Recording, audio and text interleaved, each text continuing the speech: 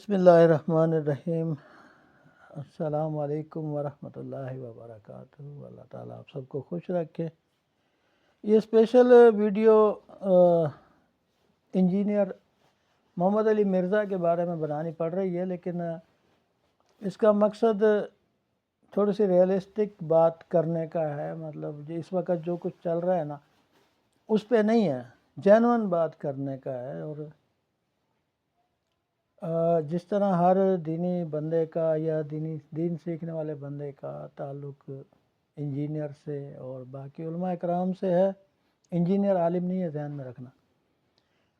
تو میرا بھی اسی طرح سے ہے، اور اس میں سب سے بڑا کنٹریبیوشن میرے سگے بھائی کا ہے، بڑے کا۔ وہ کہتے ہیں نا کہ کسی کی غلطی کسی کا سیدھا راستہ بھی بن جاتی ہے۔ اس سے پہلے میں بھی زیادہ دین پہ غور و فکر نہیں کرتا تھا، ایک وہی جیسے عام لوکل مزدور ہوتا ہے، اپنی دنیا میں خوش، اپنے معاملات کو لے کے چل رہا ہے۔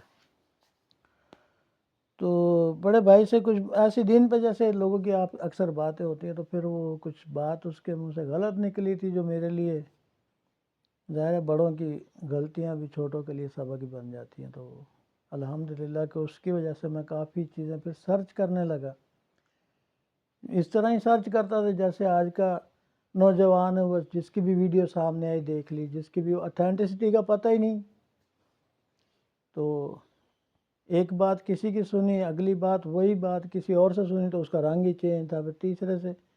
لیکن تلاش تھی، اندر ایک خواہش جاگ گئی تھی کہ اگر میں اتنا ہی غلط ہوں، میرا دین اتنا ہی غلط ہے، یا میرے دین کو چلانے والے اتنے غلط ہیں، تو پھر میرے تک دین صحیح سلامت کیوں پہنچ رہا ہے؟ تو یہ سوال میرے دماغ میں چلتا تھا۔ اس کی کھوج شروع کر دی، کھوج شروع کی، تو پھر وہ سارے راستے کھلتے گئے۔ سب سے پہلا کنٹرول میں نے اپنے اوپر یہ کیا کہ میں ہر کسی کو نہیں دیکھوں گا، میں پہلے اتھینٹسٹی چیک کروں گا۔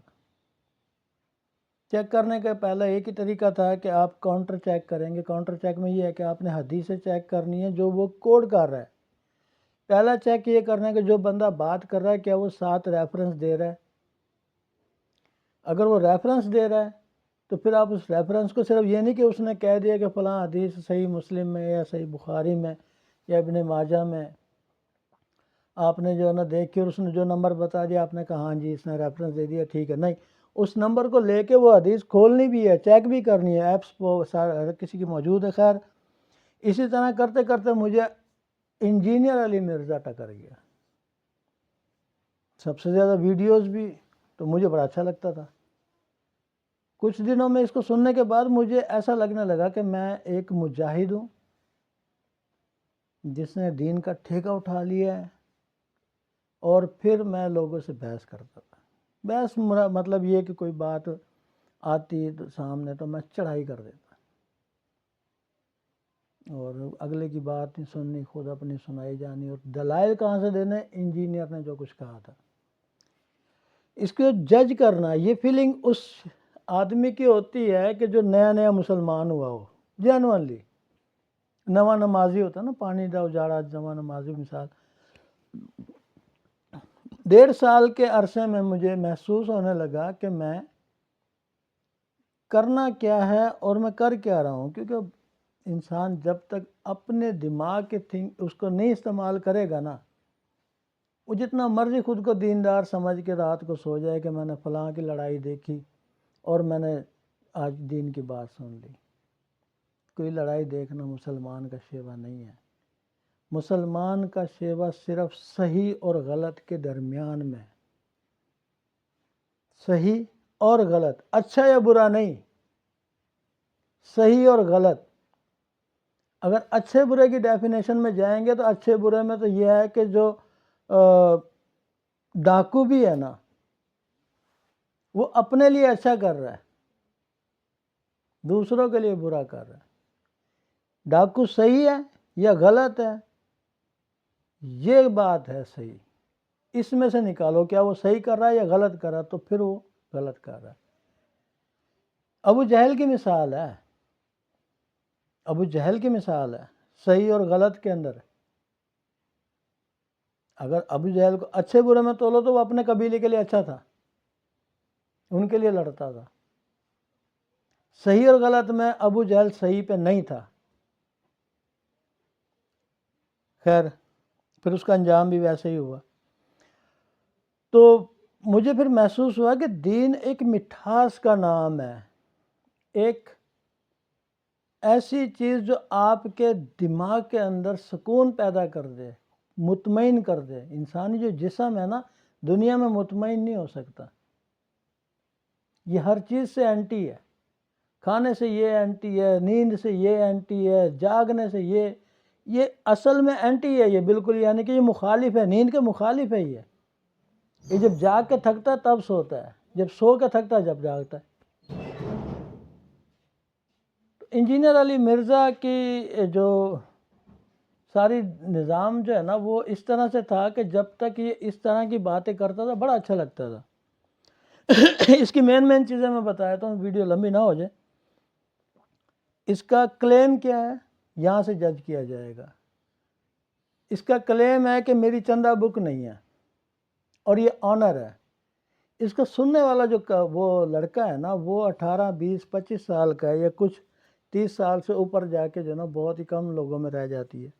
18 20 سال کا وہی نیا نمازی پانی کا اجاڑا وہ والا. تو اس چیز کو وہ بہت اچھا سمجھتے ہیں.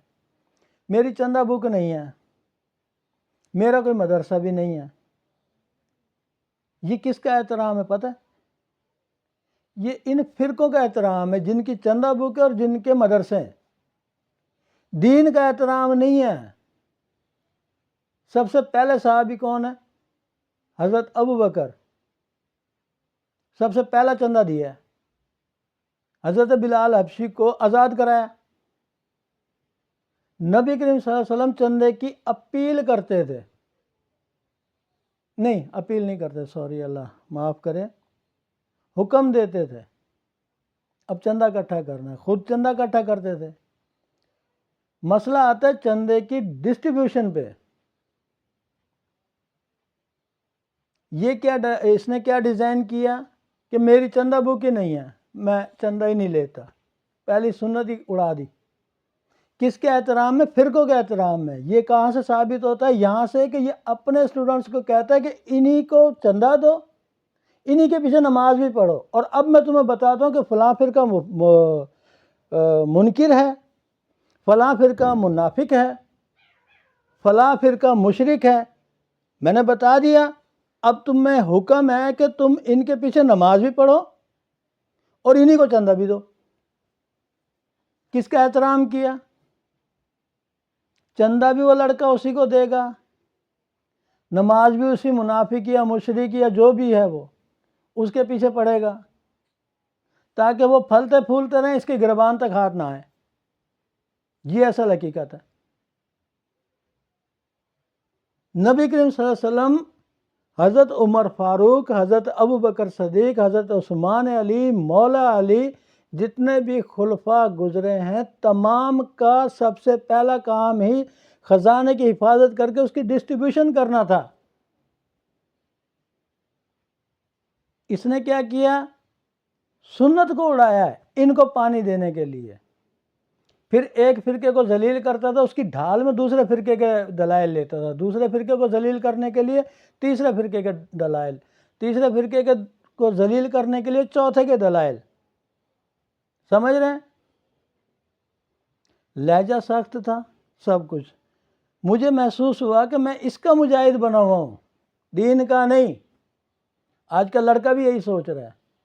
یہاں تک بات صحیح ہے کہ عالم کا فرقہ نہیں ہو سکتا. فرقے کا عالم ہوتے ہیں، فرقوں کے لاکھوں عالم ہوں گے، لیکن کسی دین کے عالم کا فرقہ نہیں ہو سکتا. ٹھیک ہے نا؟ اس پہ میں دوبارہ بھی بات کروں گا، لیکن اس کا جو سیاسی طور پہ یہ جس طرح کی بیان بازی کر رہا ہوں، اسے آپ سب کو ہی سمجھ آ گئی ہے کہ اب یہ اپنے زوال کی طرف جا رہا ہے. اللہ خیر ما کرے.